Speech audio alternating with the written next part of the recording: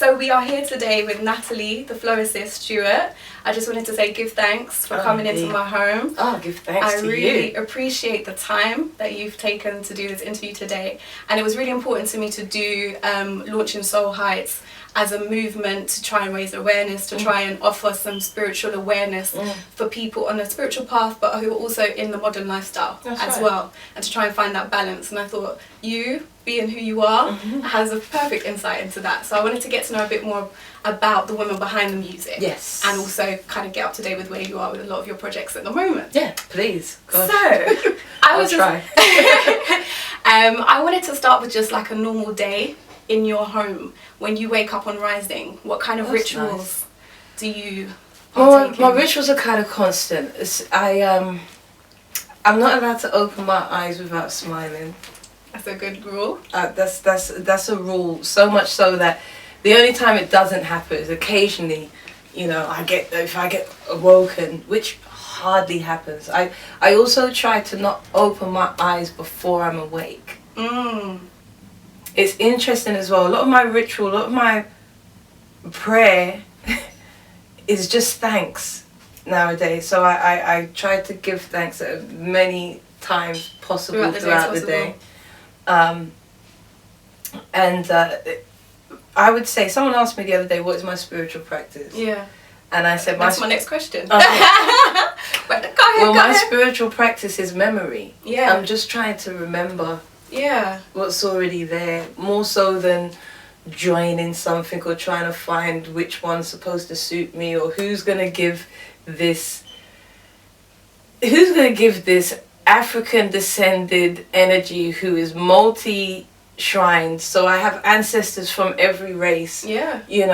And you mentioned St. Anne in Jamaica. St. Anne. Obviously we've got the African connection. African connections. I've got connections all throughout my life, different places, born in Germany, where my great-great-grandfather is from, and Hong Kong, where I've got great-great-greats that we find out so we're from, and the roots far. spread, and I've been touching all of those. And then you just on top of that being a woman, it's just like, I'm just gonna the extra remember. Bonus in my mind. Yeah, 100%. Yeah, I'm gonna remember things. So that's my spiritual practice. That's been what, trusting the interaction within itself. So you go inward rather than looking outward. Oh yeah. I learned about that looking outside. Yeah, and it wasn't working for you?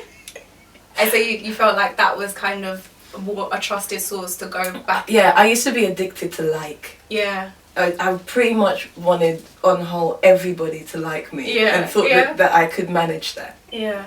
I could, and so it was an externalized push. And if there was a dislike that wasn't necessarily met by myself as well, then it'd be, no, let me explain to you. You do like me. Yeah. No, let me just explain to you why but you do. I think that's partly age and stage though as well, because we go through life seeking that validation and seeking that identity to be recognised. And we're encouraged to go outside of ourselves through religious practice, through business, through media. We're encouraged to go outside of ourselves. We're discouraged from listening to these voices. Oh my gosh, Lord of mercy. So we're cut off from the source and kind of attempt to seek the source outside. So I would agree it's age and stage, 100%. It was either go inwards or fall off of the edge of the universe. I was so far outside of myself. It just had no option but to come back. Yeah, man. So how do you more connect with source when you're talking about that inward kind of journey? Do you journal? Do you meditate? I can't imagine myself without journaling. Daily? Daily, by moment. And when I say journaling, this isn't a date at the top of I mean just the actual metaphysical process, the alchemy of writing down what's in here, forming it, and allowing it to be whatever. My journals consist of shopping lists as well as... When did you start? As soon as I could write, I've been writing. As soon as I could talk. I think I was pretty much the same actually. Yeah. And that's really been constant. It's interesting when you realise that the journey that you're on now actually started at the beginning. It was just up to you to wake up to realise it. Started long before. Someone said to me the other day, how have I got to the place where I am? And I said, it's not so much how have I got there? It's how have I been able to return to where I was? Because we come in this perfect alignment, definitely, miraculous, divine bundle, and then the program and then we just become disconnected as we get older. disconnect from that umbilical cord gets cut, you know. So if anything, I would say it's a return into self. And this idea of memory, I wanted to explore that a little bit more, because I know you talk about ancestors and ancestry, and I wondered, when did that kind of language first come into your awareness, and how do you ritualize that kind of practice, and how does it affect you? All great questions. I was in an army family. My youngest of 3 children, born in Germany, starting school in Hong Kong, you know, in the British Army with these 2 Jamaican-born parents, you know. Were your parents Rasta, by the way? This is a good question. My mum was very almost. She's not Rasta, but she's from St. Anne, as we were speaking earlier, her family line. So in my home, you know, we're in the middle of Hong Kong, in the middle of the British Army, and the house is the house that is just burning spear and Bob Marley, and this is the energy. So wherever we were, we knew that we were, not only that we were Jamaican, but the Rastafarian self-awareness culture. It's a consciousness raising music, which... That's all it does. It's an awakening music. There's no denying it. It leads you to yourself. Definitely. And that's anybody as well, which I find quite interesting. It leads you to yourself universally. Definitely. It's a completely spiritual music. Yeah. So I was raised in that. I always say my mum is the art of my heart and my dad is the he. My dad is more math, line, but that's his spirituality. He's more the science and your mum's more the art. Absolutely. So my mum is expressive in that way.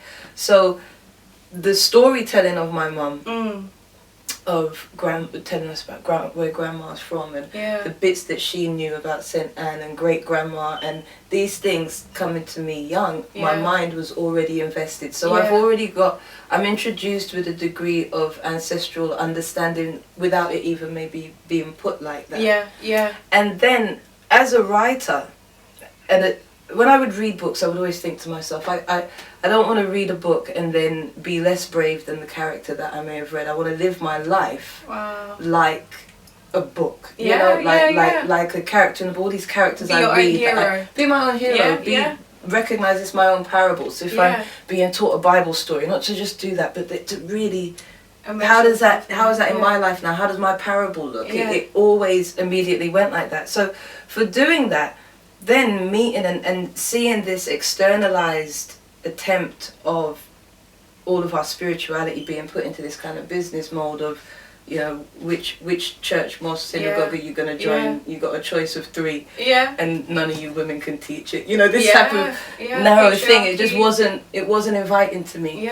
So therefore, I connected naturally with my ancestors because nothing was inviting to me as much as I wanted to be connected with the divine. I wanted to embrace. Everything in me was calling for that. Because I know that's one of the lyrics in your songs. Ancestors are the gateway to the divine, and I think that kind of summed it up beautifully in the sense that, you know, by that kind of emphasis, it opens the path for you to kind of get into that spiritual alignment. Absolutely. Well, I think all of our lifestyle things in business, you know, nowadays, you know, you have a headache, you go straight to a doctor. No one feels that they can go in their garden and just pull up some mint, and we don't know that we can all heal ourselves and all of these things. We don't trust. We go. So you know. And it is like that amnesia that you're talking about. It's like people on a mass level forget what happened before and think that what happened before was below. So before they think we're at a progress point. We all think that we're very, very, very clever and or something, you know, advanced because of all the things we can buy. But we still don't know how they built the pyramids. We don't know how to build the pyramids. We don't necessarily know how to heal a stomachache. Or a cold. Or a cold. I mean, we're creating more disease now than we would have had back then. At this point, to a point of disease. And then what you have is the business. So the business structures are all sitting waiting to capitalize off of our lack of ability to heal ourselves, to know ourselves, to so on and so forth. So in seeing that, you know, I studied right knowledge, Malachi Zio, Nuwabian knowledge that really brought a lot to spells and the spellings and looking beyond things and seeing yourself through. And then what was great, ultimate, so you got the Rastafarian in there. Then you got Nawabu in there, but then you got a bit of Hinduism that's kind of always floating. Kali Ma's just kind of. Well, I know you've got the Om in your tattoo. Right? I have the Om. I have a few of the goddess represented. I wanted to talk about that actually. Yeah, those who either they register as aunts or mothers of mine, divine in spirit. Right. So yeah, there's all these different things, and I think for me, ancestrally, as a writer. Reading as a writer means that you understand the process of writing. And of creating. So if you understand the process of writing and you're reading something, I don't know, I felt a bit freer to read everything. Thank you for watching part 1 of my interview with Natalie the Floacist Stewart. Check out part 2 where Natalie talks about books and other influences on her life. You're watching Soul Heights.